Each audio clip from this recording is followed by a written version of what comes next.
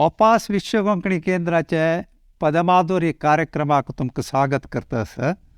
आनी आज आमी एक चल्लेले विशय तो चल्लो रज मेळ म्हणून तागेले मामा मालगरा गेलो.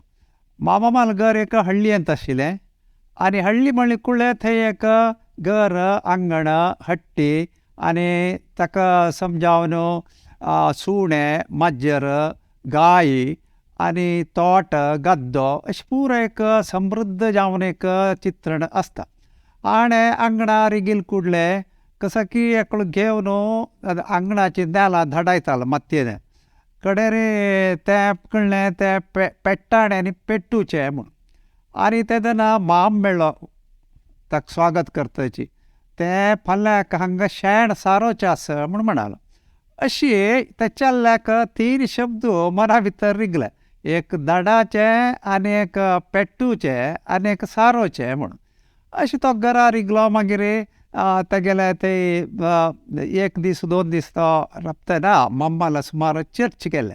आतां आमी धाडाचें म्हणटना आमकां इंग्लिशाचें बँगींग न्हय जे पॉंडींग म्हूण अर्थ जाता.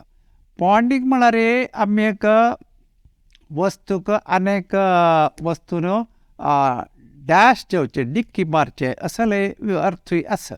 आमी धाडाचें काम कशें करता, आतां आमी रांदपाक उडा जाल्यार तेंडले धाडान फण घालताची धाडाचें. तशीच रगड्यांत आमी धाडाचें आसा चेंचाचें म्हणून आनीक आसा. आतां आमी लसूण चेंचान ताका फण्णाक घालचें. हाका हे आनी कांडूचें एक क्रिया आसा. कांडूचें म्हणलें कांडितना आमकां बल्लय आनी पाराय म्हण असल पुरा एक साधन आमी उपयोग करताचे. हाका ते कांडून थोडे फावटी आमी पिट्टी करताचे. ते पिट्टी करच्याक पल्वरायझींग म्हणून अशें एक इंग्लिशांत शब्द आसा. तशीच क्रशिंग चेंचाचें म्हळ्यार क्रशिंग. अशी एक शब्दाचे सरणीची इंग्लीश उठोवची आमगेले कोंकणी भाशेची आमी पळयत वचत.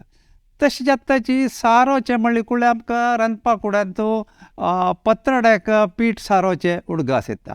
तशीच आमगेले अलंकाराक वता तोंडाक आमी क्रीम सारोच करताची. अशीच ते हळ्ळयेंत ते पावसाळी जाताची आंगण ಸ್ವಲ್ಪ भात पप्पळ सुकोवचे खातीर ताका ते धाडान पेट्टाणें म्हणलें पेट्टून ते सम करूं आसा. तेन्ना आमी शेण सारोवन ताका ते एक नेल शुभ्र करताचे. अशें पेट्टूचें म्हणलें एक शब्द तांतू एक तीव्रते ಸ್ವಲ್ಪ हगूर पेटिल्यार ते चेडवांक आमी मोगांनी तांकां एक प्रोत्साह दिवचें म्हणून. ಸ್ವಲ್ಪ जोरान पेटिल्यार तेच पेट्टू दिवचें म्हूण जाता. ते एक पनिशमेंट न्हय जाल्यार आमी शिक्षा दिवची चेडवांक. अशी ह्या तीव्रते वयरीची ह्या शब्दांत एक नमूने खेळ आसा. तशीच आमी पळोवच्या पेट्टूचें आनी सारोचें म्हणटना अशी अनेक कडेन आमकां अर्थ आसा. सारोचें पेट्टूचें आनी आमगेले धाडाचें चेंचाचें असले मस्त शब्द आमगेले नित्य जिवनांत आमगेले तोंडांतल्यान भायर येता. ते चल्ल्याक असल एक शब्द भंडार तागेले मामा मालगरांत घेवन तो ताका इंग्लिशान पुराय ताका अर्थ बरोवन स्कूला वताची ते चंद ताणें प्रेजेंटेशन केल्लें सगळे चेडवांक खूश केल्लें. तशी आमगेले हे पदमाधुर्य म्हणल्यार आमकां मधूर जाल्लेले पदांनी आमी उलयताची आमगेली भास आनीक श्रीमंत करच्याक एक शिकचें. तुमकांय हांव सांगना येतले कितलेकीय विचार तुमगेले मनां आसा हांव सांगचें कांय पूर्ण न्हय. तशी तुमगेले मनांत केलो विचार मांडून येवचे खातीर हे आमी कार्यक्रम करता आसाची. आतां हे आज आमी ह्या विचारार विचार मंथन राबोया. आनी सगळ्यांक नमस्कार.